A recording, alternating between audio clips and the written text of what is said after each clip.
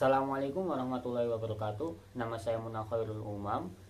Bersama teman-teman saya, di sini kami akan memaparkan tentang studi kelayakan bisnis Sofalifat Blessing.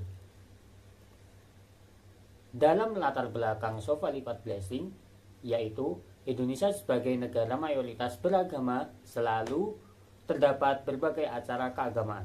Salah satunya Sholat Idul Fitri, yang pasti terdapat rangkaian acara ceramah untuk menyampaikan pesan-pesan keagamaan. Dengan banyaknya acara keagamaan yang membutuhkan waktu yang lama, tidak sedikit dari jamaah yang berusia lanjut membutuhkan sandaran untuk badannya supaya mengikuti acara keagamaan dengan khusyuk dan hikmat. Kami menangkap peluang bisnis yang dapat dikembangkan, salah satunya sofa lipat dengan kemudahan untuk dijadikan alas atau duk lesehan, serta dapat dijadikan alas dengan sandaran, membantu kalangan lanjut usia dari berbagai agama untuk mengikuti rangkaian keagamaan secara khusyuk. Berbisnis sofa lipat menjadi alternatif untuk mengembangkan bidang usaha yang baru yang memiliki potensi berhasil yang sangat tinggi. Selain itu, modal usaha yang dibutuhkan tidak terlalu besar dan resiko tersebut dapat diminimalisir dari modal usaha tersebut. Aspek kedua yaitu aspek manajemen. Unit usaha ini diberi nama Sofa Lipat Blessing, bergerak dalam usaha penjualan dan produksi sofa lipat.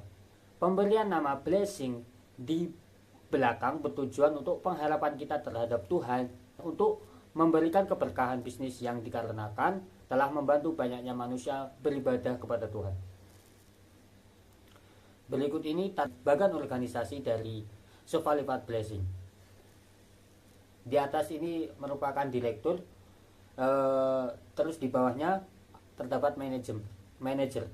Manajer itu mengangkut semua akuntan dan bagian pemasaran dan bagian kasir. Bagian pemasaran, di bawah bagian pemasaran mengepalai kepala gudang dan kepala karyawan tersebut. Terima kasih. Perkenalkan, nama saya Dewangga Saputra dengan NIM 22920455. Di sini saya akan menjelaskan tentang aspek pasar dan pemasaran. Yang pertama ada segmenting, targeting, dan positioning.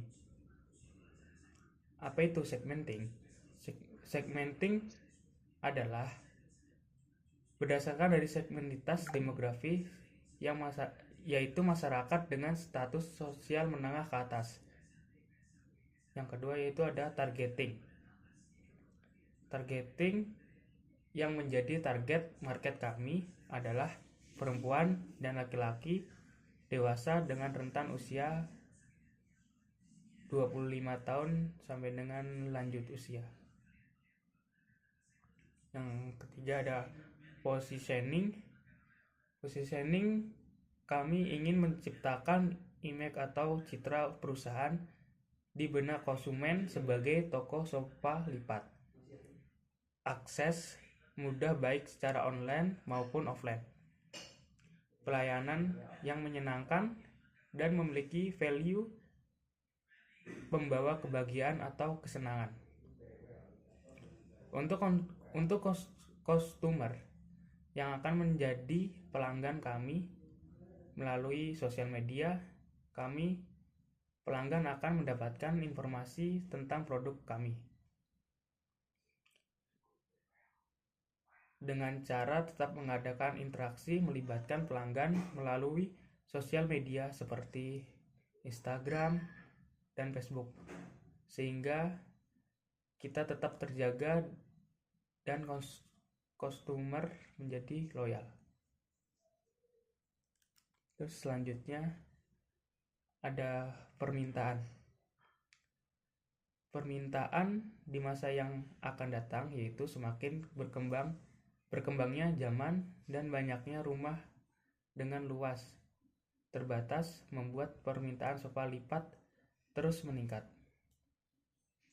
Terus yang terakhir ada penawaran yang ada penawaran yang meningkat dalam usaha kursi lipat pada masa yang akan datang akan semakin variatif maupun lebih kompetitif karena sudah ditunjang dengan perangkat teknologi informasi yang memberikan kemudahan bagi penjual maupun pembeli dalam melakukan transaksi atau sebatas bertukar informasi.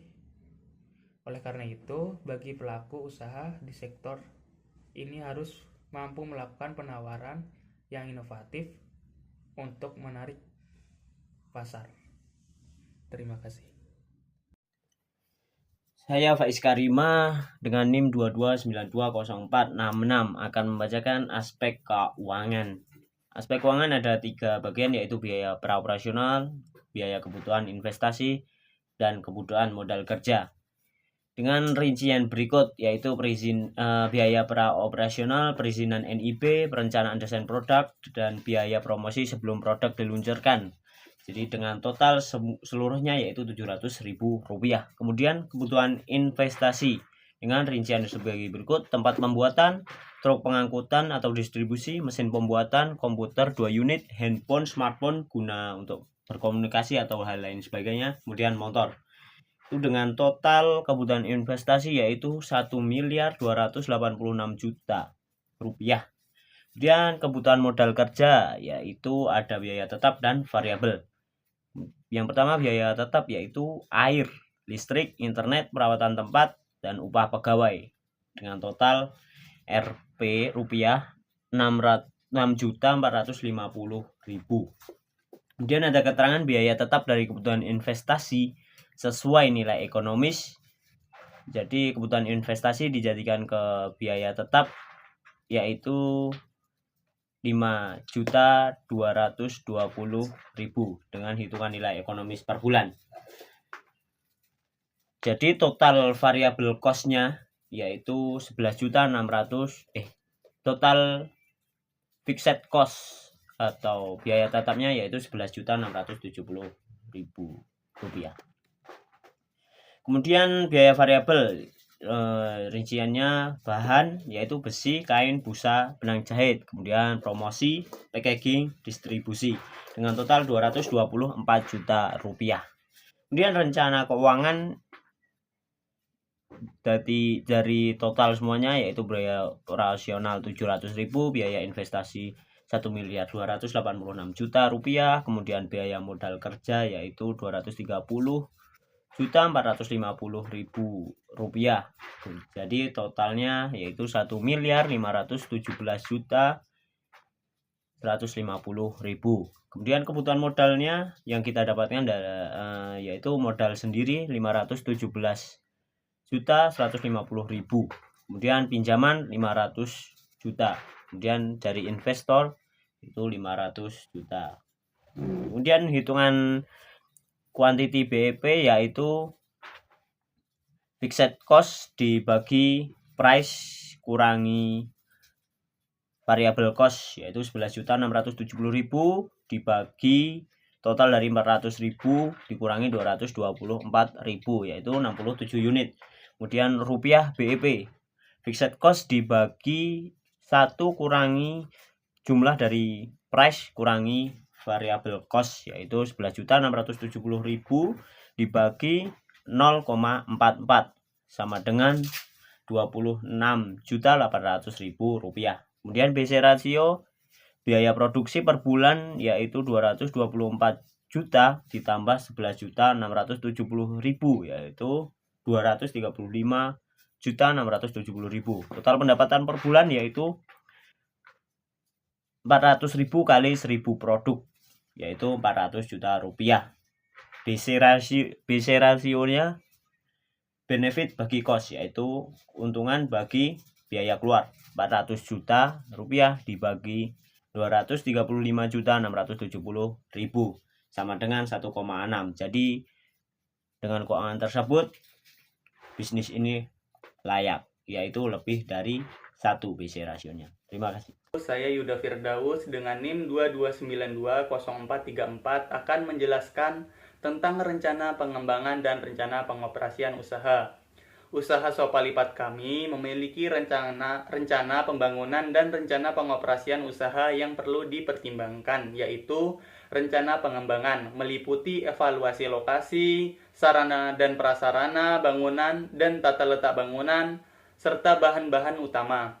Manfaat menyusun rencana pengembangan bisnis dapat membantu untuk memahami pasar yang lebih menguntungkan dan rencana mana yang perlu dikejar terlebih dahulu. Membuat rencana ini juga harus melibatkan pendokumentasian model pendapatan perusahaan serta semua pro dan kontranya.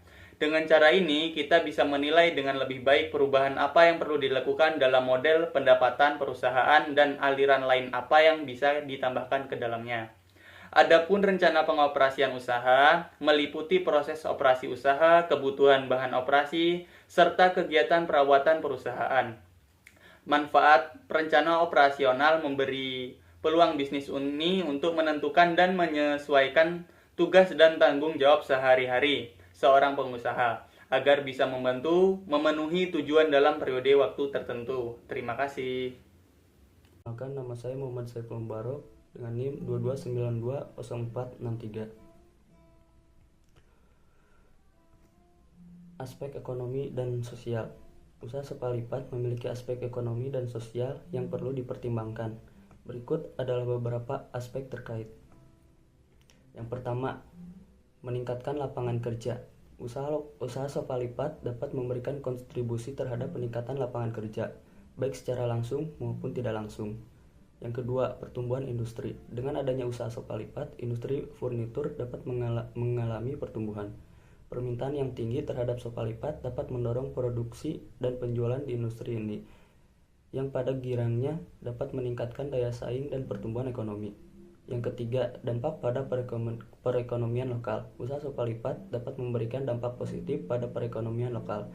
Jika produksi dilakukan secara lokal, perajin dan industri terkait lainnya.